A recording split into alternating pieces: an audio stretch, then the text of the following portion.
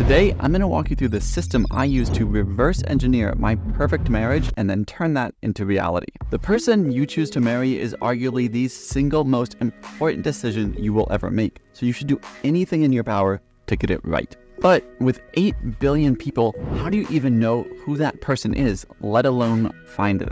This video is your answer. I'm going to give you the exact 4 steps to identify, meet, and attract your perfect partner. Now, I actually discovered this process when I was 22. At the time, I was going through a terrible breakup, and I was searching for answers, searching for meaning, trying to sort of piece together my life again. And I came across this program by Tony Robbins. And in this program, he gave me the exact tool that I'm going to share with you today that changed everything for me. It really helped me find exactly what I was looking for and how to find that person. So the tool Tony Robbins actually gave me and helped change my life was a spreadsheet. It was just a spreadsheet, but it's a very specific spreadsheet.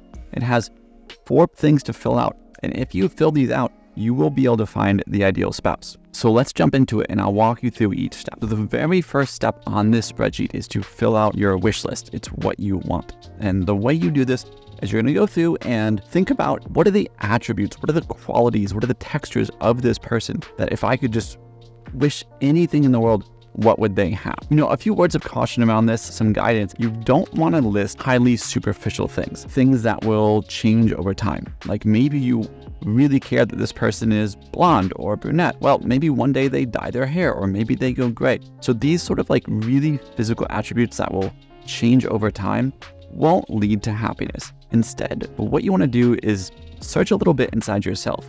Understand like what really lights you up inside when you encounter that with other people. Is it that they love to travel? Maybe they love hiking. Maybe they have to be super career focused and you are so career focused and you want someone else who's like right there in the grind with you. Look at like Alex Hormozi and Layla Hormozi.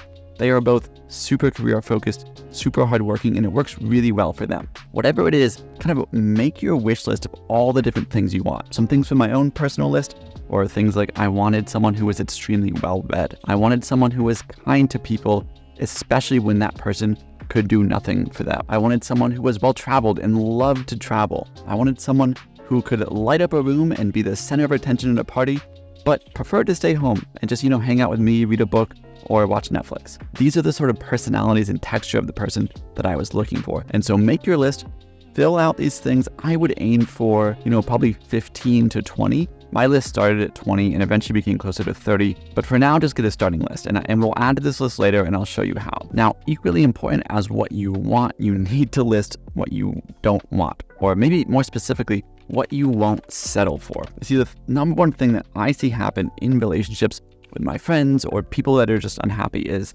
somewhere along the road, they had a really clear vision of what they wanted, but the person that they found had some of the traits that they wanted, but also some of the things that they didn't want. And because they hadn't identified the things that they won't actually settle for in life, they just sort of end up going with that person because they have the things that they want, even though they also have things that they really don't want. And so by listing out what you don't want, you're going to be able to steer clear of those people and traits that just don't work for you. And there's no right or wrong way to do this. There's no judgment on what you know doesn't work for your personality. At the end of the day, it's going to be up to you. But some things that were on my list were, for one, I didn't want someone who had a small vision for their life. If they just wanted to go sort of the default path and the default way of life, that's fine. It's not something that I want to do, and so it wouldn't spark excitement for me to be with that person. Another example from my own list was I didn't want someone with massive limiting beliefs on their life. Limiting beliefs are things like, I could never succeed because I have a speech impediment, or whatever. These things that people kind of come up with and say, I can't do X because Y. And these are known as limiting beliefs. And for me, I really wanted someone who could just dream with me, who could really say, the world's our oyster. Let's go get after it. Let's go get it. And so same thing here. You're going to write out, maybe keep this list smaller because you don't want to filter out everybody. I would start with 10 things that you are just absolutely not going to settle for. And if you find yourself coming up with too many things here, maybe it's time to look at the list and say, what are sort of nice to haves and what am I really not going to settle for? And cut that down, try to get to 10. But once you have these first 2 lists, the real key to this whole process and what unlocks everything is the third step. So the third step is to actually look at your list and say, wow, this dream person that I've described here, Here's everything that I think, they have, all the attributes, all the things that makes them special, and none of the things that I don't want. Here's the part that gets hard. You have to now list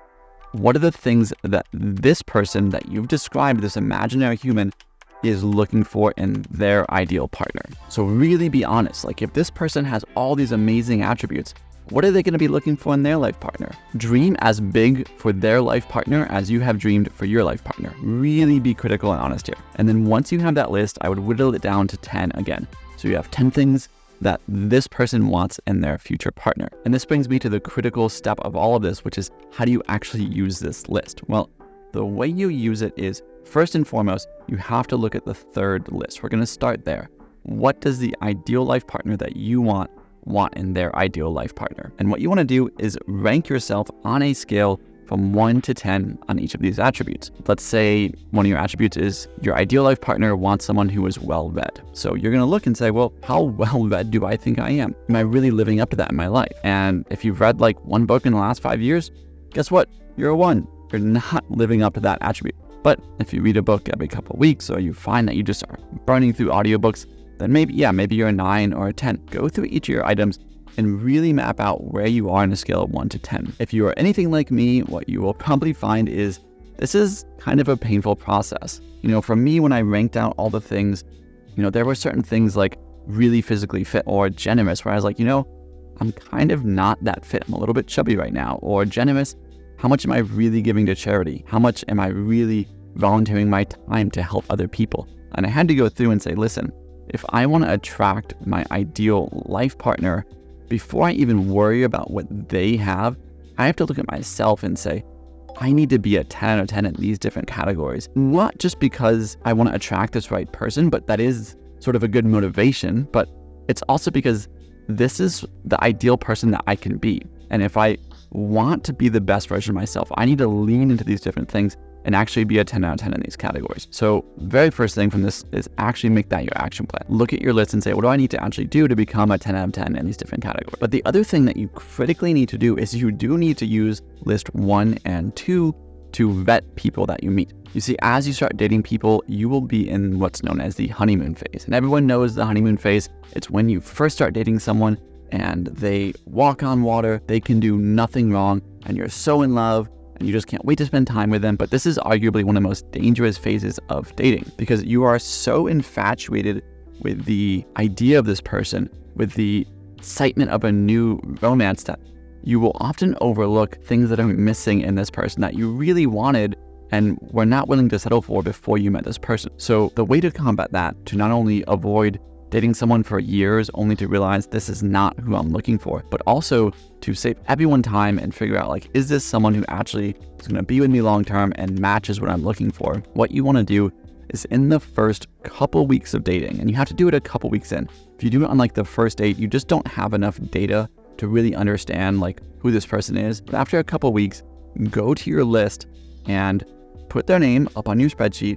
Don't keep like a running list of everyone, but just, put their name and delete everybody else's if you have other names. Put their name and go through and rank 1 to 10 on everything that you're looking for. Sure, maybe you're going to get some 9s, some 8s on some of the things you're looking for, but the reality is, if you're looking for certain things and this person is coming up as like a 2 or a 4 or even a 5, do you really want to settle for a 2, 4, or 5 in your life? Like, you have to really be willing to say, this is not what I'm looking for. On list 2, same thing applies.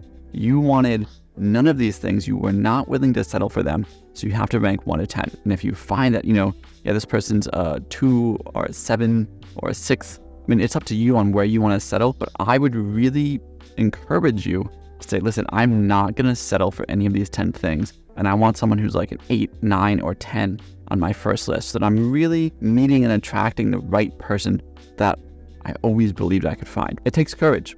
As you're dating, you will find that you really like someone, but then you run the list and it just isn't right. And I think it takes vulnerability, courage, and honesty to say, listen, this is a great person. They are great for somebody else, but they are not great for me, and that's okay. It's not the most fun thing, but you have to be willing to actually push for the great things in life or else you will end up settling for things that just don't serve you. Now, if all that sounds well and dandy, you might still be asking one very important question. Sure, if I meet this amazing person, I will run them through my system and I will be a 10 out of 10. How do I actually find this person? Where do I go to look for them? And in this increasingly disconnected age where people are staying at home, they are staying within their small social circles, and people are going through this loneliness epidemic, actually meeting the right person is becoming harder and harder. So this is how you use the fourth step of this spreadsheet. What you're going to do is you're going to go and look at lists 1 and 2, what you want and what you don't want in this person. And you're going to now, on your fourth list, write out all the places that this imaginary person is likely to be found. So if you really want someone who's active and playful and, really fit, maybe you could meet them at the gym. Maybe you could meet them rock climbing. Maybe you could meet them on a hike. There's a lot of sort of different physical things, maybe at a triathlon. And so come up with this list, maybe it's 5, maybe it's 7 places that you might encounter this person, and then go get yourself in those rooms. Go sign up for the rock climbing class.